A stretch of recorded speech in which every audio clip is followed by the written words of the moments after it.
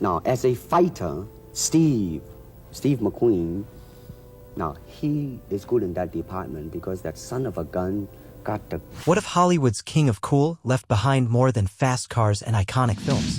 What if the true story of Steve McQueen wasn't just about fame and rebellion, but about a secret vault, millions in hidden wealth, family betrayal, and a mystery still unfolding decades after his death? This isn't just the story of a movie star. This is the story of Steve McQueen, the legend. A man who transformed pain into power, built a fortune in silence, and left behind a legacy so vast even his heirs are still unlocking it. Steve McQueen wasn't born into stardom. He was born into chaos. His father disappeared before he could speak. His stepfather was violent. His mother left him behind more than once. By the time he was 14, McQueen had been sent to Boys Republic, a reform school in Chino, California. It wasn't school in the traditional sense. It was a place where boys learned to fight for themselves, trust no one, and survive at any cost. But that gritty upbringing didn't break McQueen. It built him. He hardened, learned to rely solely on himself, and carried that defiance into adulthood. That attitude would later define him both on screen and off. It was his shield and his signature. Before stepping into the spotlight, McQueen enlisted in the Marines. Unsurprisingly, he clashed with authority, spending time in the brig for insubordination. But he completed his service, and that rebellious energy added authenticity to his performances.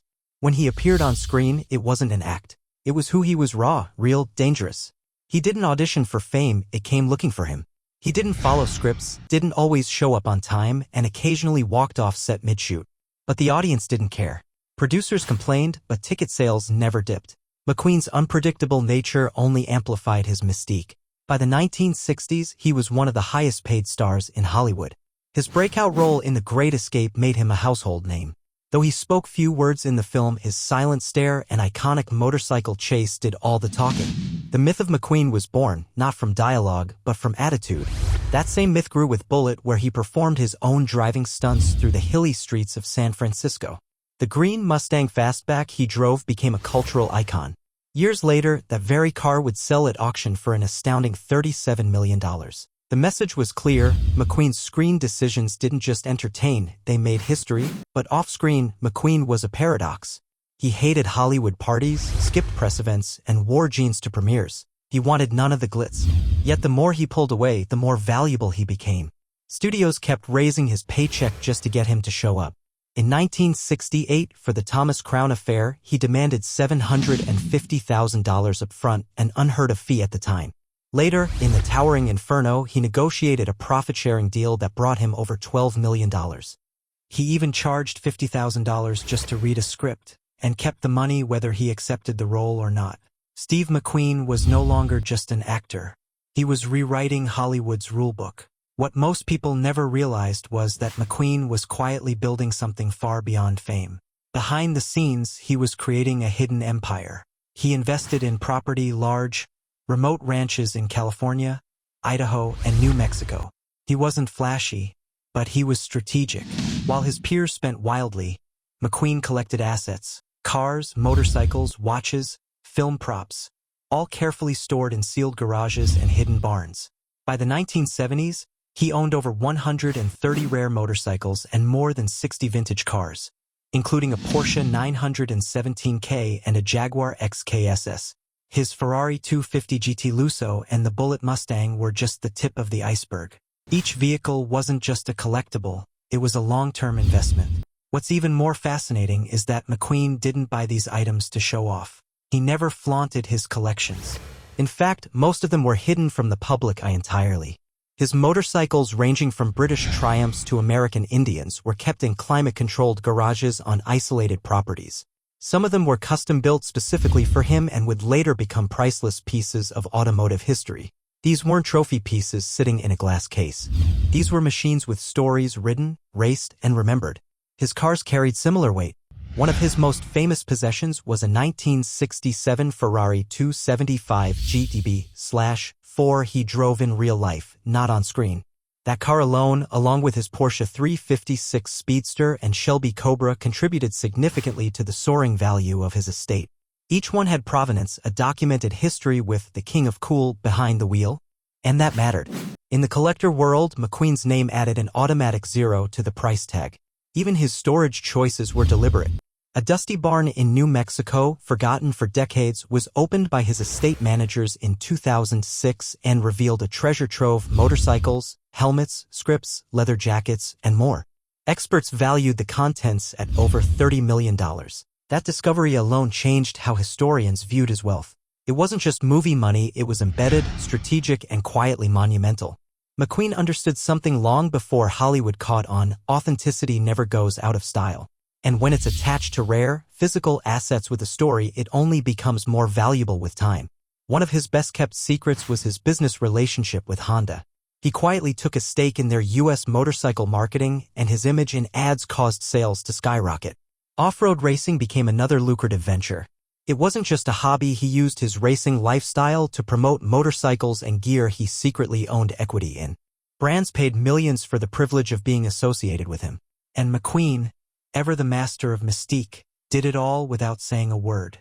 When McQueen died in 1980 from mesothelioma, a rare cancer caused by asbestos exposure, many assumed he died broke. The press reported that lawsuits and treatments had drained his fortune.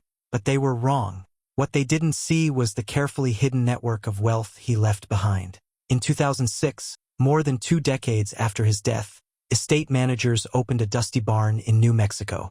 What they found changed everything. Inside were motorcycles, racing suits, helmets, movie scripts, and even personal letters. The estimated value? Over $30 million. Suddenly, McQueen's wealth wasn't just a rumor. It was reality. Experts realized his estate had been grossly underestimated. But that barn was just the beginning. Today, his estate earns millions annually from licensing deals. His image still sells watches, jackets, and cars. The Heuer Monaco watch he wore in Le Mans sold for $2.2 million. A Rolex Submariner from his collection brought in $234,000. And these weren't just showpieces. He wore them, lived in them, raced with them. That authenticity only made them more valuable. Then came the will and the controversy. Written in 1979, just 2 years before his death, McQueen's will left most of his estate to his children, Chad and Terry. His ex-wife, Neil Adams, received nothing. Barbara Minty, his fiancée at the time of death, was given some personal belongings but no substantial financial share. Even more divisive was a clause that explicitly excluded any unknown or future children. It was a legal firewall. And soon after, a woman came forward claiming her son was McQueen's. The court dismissed her case for lack of proof. But what the public didn't know was that 2 other paternity claims were quietly handled outside of court. No publicity, no settlements revealed. Chad McQueen emerged as the key figure in protecting and expanding the family brand. Already an actor and racer in his own right, Chad founded McQueen Racing LLC, approved licensing deals, and made sure no one used his father's name without permission. His efforts paid off. Today, his net worth is estimated at over $45 million, much of it tied directly to the licensing empire his father unknowingly created. Terry McQueen took a quieter route. She worked as a Universal Studios executive and managed other estate affairs until her untimely death in 1998. Her daughter, Molly McQueen, inherited her share and now plays a major role in shaping the McQueen brand for new generations. As both producer and consultant, she helps vet new deals, keeps the tone consistent, and ensures the legacy stays intact. Barbara Minty, though initially left out of the financial windfall, became an integral part of the legacy. She co-produced documentaries, authored Steve McQueen, The Last Mile, and eventually received royalties through brand partnerships. Even though her share is smaller, her voice remains significant in shaping how the world remembers McQueen. And then there's Neil Adams, his first wife, the woman who supported him in his early career, introduced him to producers, and raised his children. She was completely written out of the will. Her exclusion remains one of the most debated aspects of McQueen's estate. In interviews, she has expressed feeling erased from history.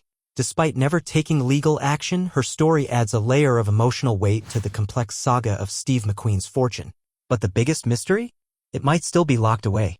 Insiders close to the estate claim that a final vault exists, unopened, untouched, and filled with unknown contents. Rumors suggest it may hold handwritten letters to James Dean, a script for a prison escape film McQueen never made, and even an audio cassette recorded shortly before his death. Some believe the tape contains personal reflections on fame, on family, maybe even on the regrets he never voiced aloud.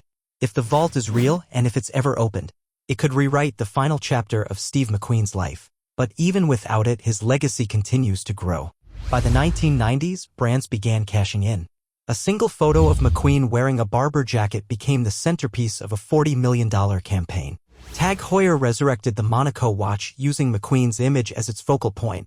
Ford revived the Bullitt Mustang using his name to sell limited edition models. Porsche released a McQueen-inspired 911 tribute in 2024, and it sold out instantly.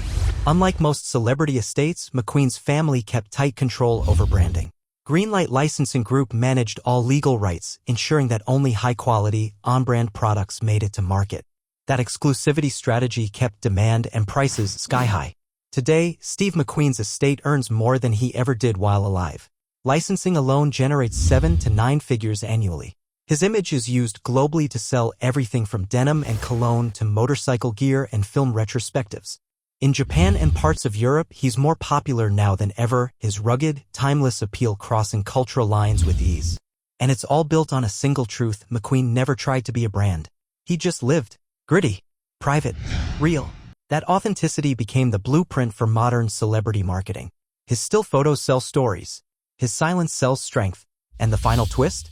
He never planned for any of it. Steve McQueen didn't write memoirs. He didn't give legacy speeches or stage manage his public image. He lived fast, worked sparingly, and stayed away from the spotlight. But that very distance is what gave him eternal relevance. His name now is more than just a memory, it's a business model. What's remarkable is how effortlessly McQueen's legacy evolved into a global brand without him ever chasing it. Unlike modern celebrities who curate every moment for cameras, McQueen did the opposite: he avoided them. He skipped interviews, rejected red carpets, and wore denim to premieres without apology. That raw authenticity became the secret sauce for one of the most successful posthumous branding empires in entertainment history. Even decades after his death, companies are still lining up to license his image, not just in the United States, but across Europe and Asia. In Japan, his likeness has been used to sell high-end denim and motorcycle gear. In parts of Europe, his face graces cologne campaigns, racing merchandise, and retro fashion. Licensing agents say that McQueen never became too American in his appeal. His universal image, cool, rugged, rebellious, translates across cultures and generations. And while many celebrity estates flood the market with every possible product, McQueen's estate took the opposite approach: strict control. Only a select few products get the McQueen stamp, and that scarcity makes each deal more valuable. It's the reason a single campaign, like Barber's classic jacket reissue featuring a photo of McQueen, could generate over $40 million. Greenlight Licensing Group acts as the gatekeeper for all things McQueen, ensuring every use of his name, face, or footage aligns with the original spirit of the man himself. This selectivity has helped the brand maintain its power and profitability over time. Today, Steve McQueen's estate earns between 7 and 9 figures annually, and unlike acting roles, licensing doesn't require him to say a word or show up for work. His legacy literally makes money in its sleep. More than 4 decades after his last film, McQueen remains a masterclass in posthumous branding. He didn't set out to be a business, but in death, he became one of the most successful celebrity brands the world has ever seen. While collectors chase rare memorabilia, fans discover old photos, and licensing deals roll in, the unopened vault looms in the background like a final scene yet to be written. Even now, more than 4 decades after his death, Steve McQueen has more to say. So if you're watching this, you've just stepped into the story behind the legend. And this isn't the end. It might just be the beginning.